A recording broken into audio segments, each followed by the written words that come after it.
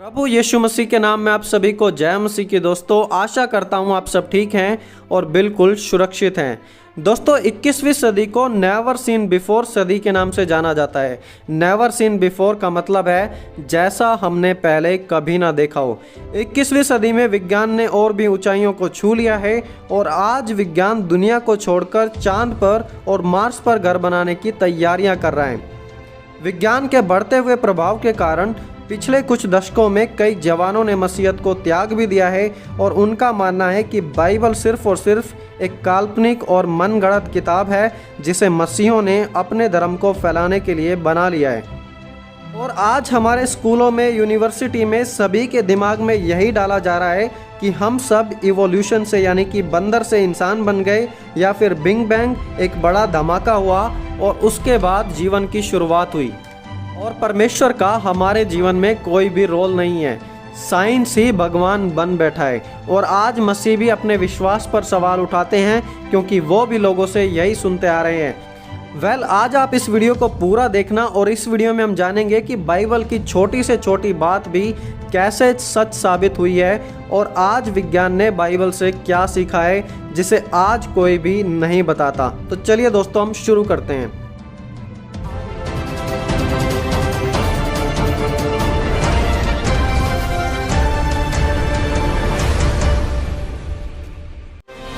पांचवें नंबर पर है पृथ्वी का आकार गोल है। हम यशाया 40 अध्याय उसके 22 वचन में पढ़ते हैं। वहां लिखा है, यह वह है जो पृथ्वी के घेरे के ऊपर आकाश मंडल पर विराजमान है।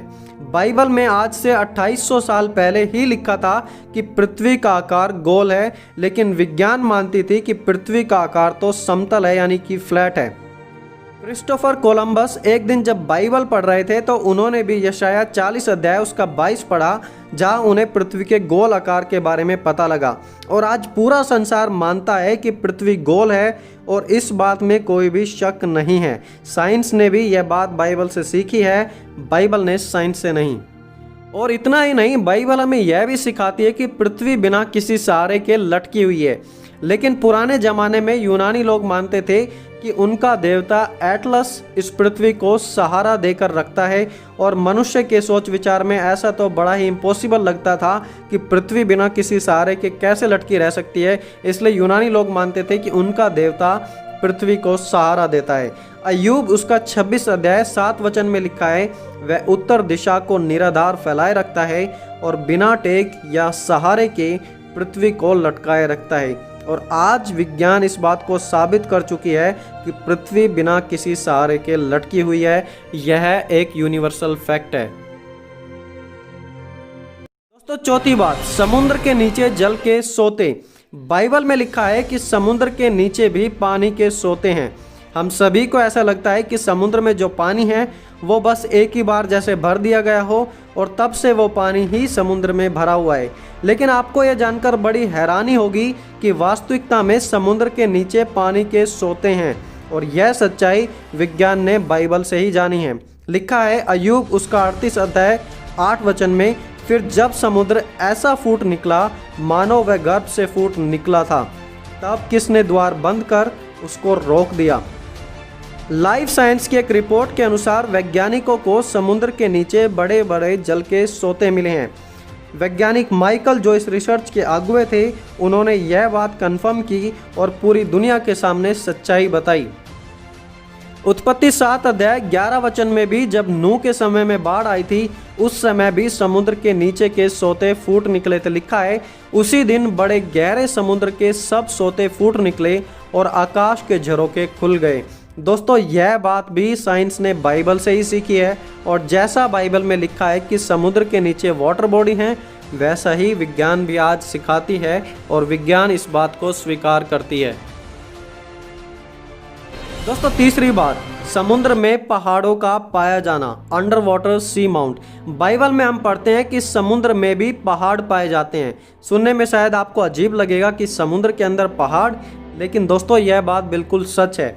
जब योना नबी को समुद्र में फेंका गया तब उन्होंने समुद्र में पहाड़ देखे और लिखा है कि मैं पहाड़ों की जड़ तक पहुंच गया था, मैं सदा के लिए भूमि में बंद हो गया था, तो भी हे परमेश्वर यहोवा तूने मेरे प्राण को गड्ढे में से उठाया है। देखिए यहाँ पर कि मैं पहाड़ों की जड़ तक पहुँच गया था।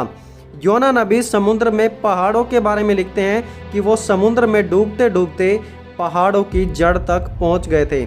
आज विज्ञान भी इस बात को मान चुका है कि समुद्र में पहाड़ पाए जाते हैं।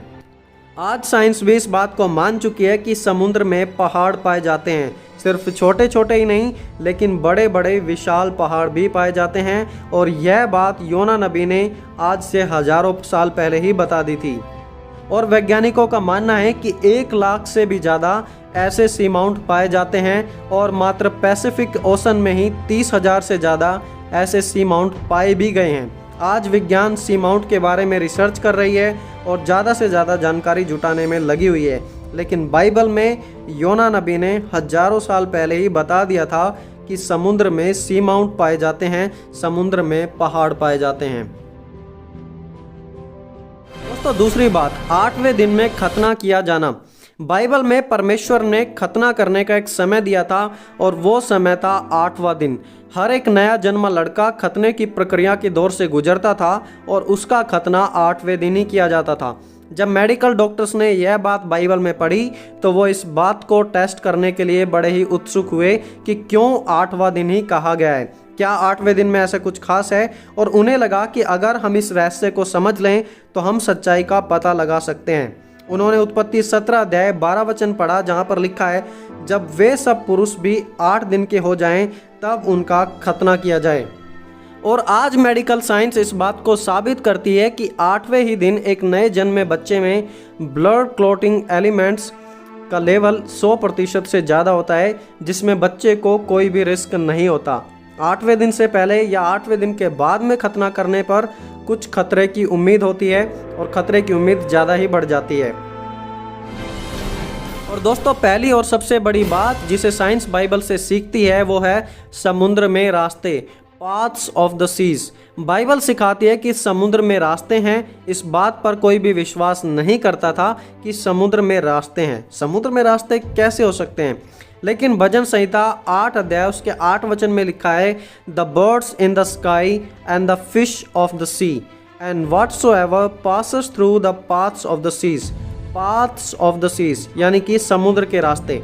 हिंदी बाइबल में यह पद अच्छे से ट्रांसलेट नहीं किया गया है, इसलिए आप इसे इंग्लिश में ज़रूर पढ़ें। वहाँ लिखा है पाथ्स ऑफ द सीज, समुद्र के रास्ते। इंसानों ने यह सब खोजें सिर्फ और सिर्फ सन 1850 में शुरू की थी, लेकिन परमेश्वर ने यह बात भजन संहिता में करीब 3000 साल पहले ही बता दी थी। मैथ्यू मोरे वो पहले शख्स थे जिन्होंने इन रास्तों की तलाश की थी। एक दिन जब मैथ्यू बीमार थे तब उन्होंने अपने बेटे से बाइबल पढ़ने को कहा और बेटे ने भजन संहिता 8 पढ़ी।